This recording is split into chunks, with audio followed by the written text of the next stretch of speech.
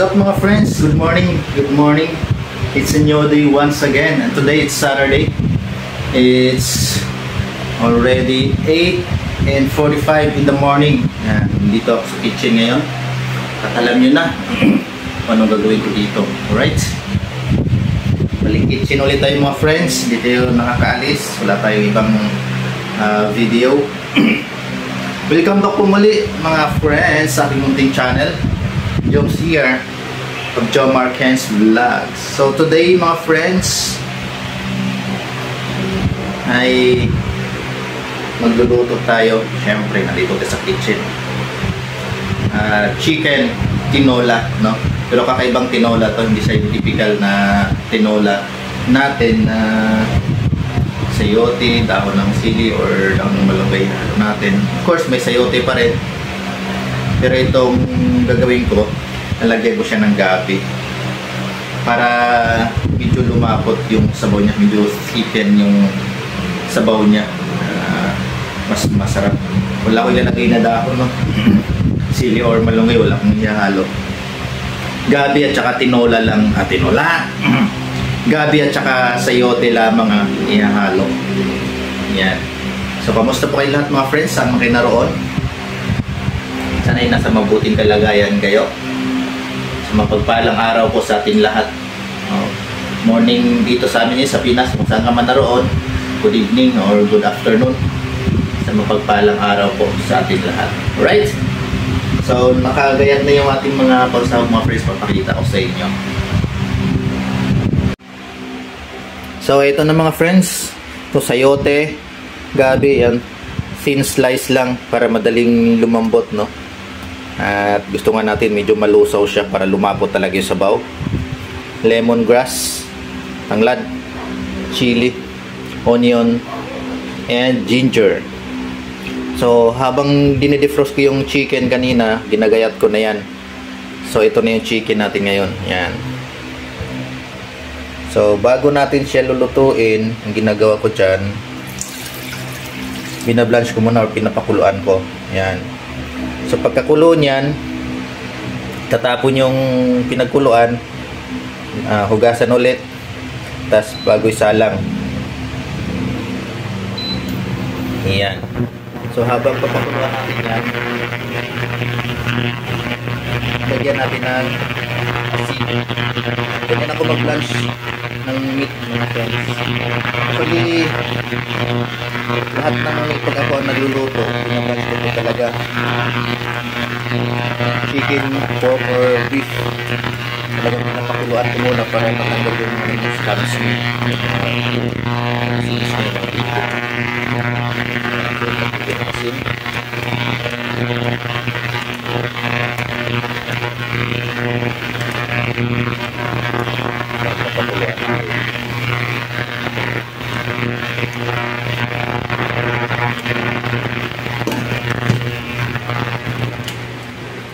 Alright mga friends, update you later pagka start na ulit tayo ng yung pagluto na.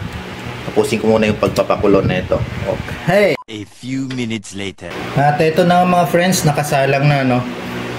Tapos na natin siyang pakuluan. Na-drain na rin natin yung tubig na pinagpakuluan natin. So ilagay na natin yung mga sangkap.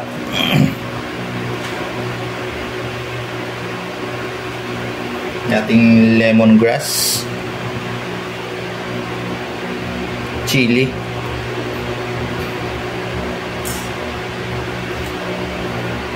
onions, and ginger. Yan. So baka yung iba nagtataka bakit nalagay ko na agad yung sili. Ganyan po ako magluto talaga. Hindi ko hinuhuli yung sili. Kasi gusto ko maluto din yung sili.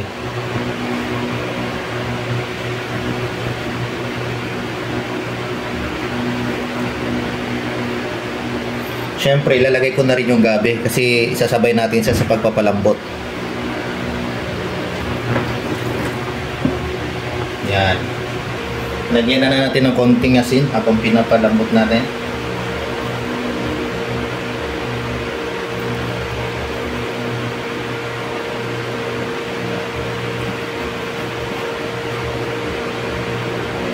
syempre, takpan habang pinapakuluan. Okay.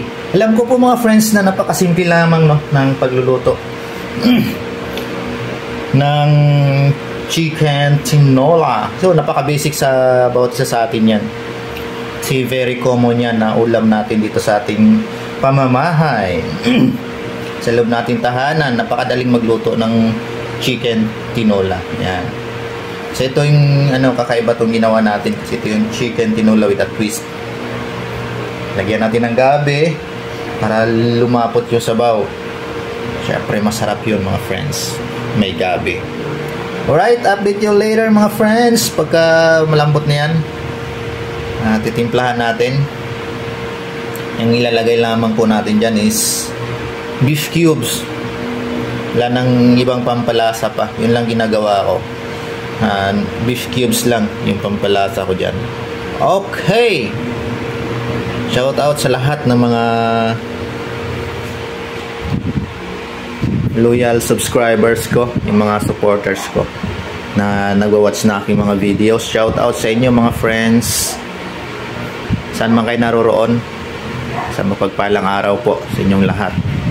Sa mga bago pa lamang napadpad sa aking munting channel, niniyahan ko kayo na panoorin yung aking mga videos, watch, like, and share, and most especially mga friends, don't forget to subscribe. Alright, thank you mga friends. At eto na nga mga friends, tingnan nyo, malapot na yung sabaw niya. Medyo kumapal na yung sabaw. Luto na yung gabi. Luto na rin yung chicken. So it's time. Ilagay naman natin ang sayote. It's your sister. Sayote. Then papakuluan ulit natin siya hanggang lumambot yung sayote. But of course, ilalagay ko na yung beef cubes. Cube lang pala, isa lang pala. Alright. Yan yung pampalasa ko mga friends. So kanina nilagyan ko na siya ng asin, tsaka yan lang. Ito yung lalagay ng mga magic. O diba, kakaiba yung sabaw niya. Hindi yung sabaw na medyo malinaw or malabnaw. Yan o, look at that mga friends. Yung texture, yung thickness mga friends na ating tinola soup mga friends. And we'll wait until it's done. Papakuluan lang natin yan hanggang maluto yung ating sayote. And after that, ready to eat. O diba? So alas 9 pasado na. Wala pa tayong almusal. Baka kayo tapos na kayo mag-almusal mga friends. Kasi medyo tanghali na. Tanghali na ba? Alas 9 na eh. Magna 9:30. Okay mga friends, tignan natin mamaya kung ano yung lasa pagkatapos niyang maluto. Sarap, migop ng sabaw. At eto na siya mga friends. I think it's done na. It's time for tikhiman na. Wow, sarap. Sarap yung lasa mga friends. Hindi ko lang pinakita sa inyong mukha ko.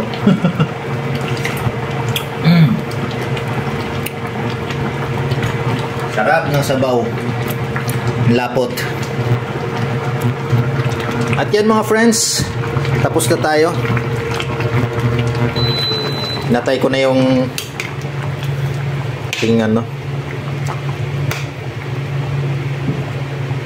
kalan. Yan.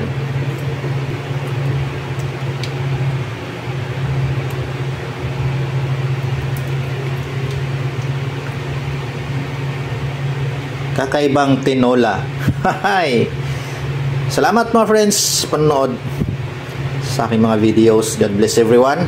Babush! Don't forget to subscribe Joe Marquez Vlogs. Thank you mga friends.